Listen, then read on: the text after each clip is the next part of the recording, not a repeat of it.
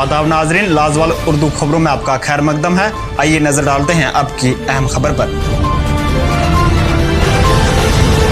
Lockdown में नरमी के साथ ही कारोबारी शोबे के साथ साथ दीगर शोबे भी आहिस्ता आहिस्ता बहाल होने लगे हैं।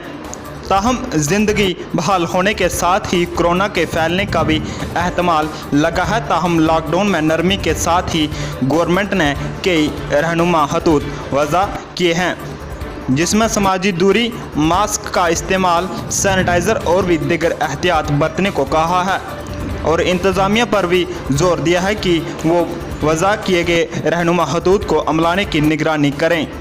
इस सिलसिले में आज ज़िला तरक्याती commissioner Ganderbal Shafqat Iqbal, ARTO Arif Shah, executive officer municipal GM Lone council, police, तहसीलदार गांधरबल मोहम्मद इकबाल के अलावा कई दीगर महकमे भी मौजूद थे।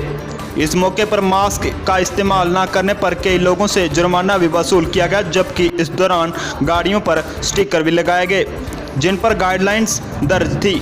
इस मौके पर ज़िला तरक्याती कमिश्नर गांधरबल ने लोगों पर जोर दिया कि वो गाइडलाइनों पर अमल करें ताकि ज़िले में कोविड को फैलने से रोका जा सके। ब्यूरो रिपोर्ट गांधरबल से फिरोज़ खान के साथ मुख्तार शाह।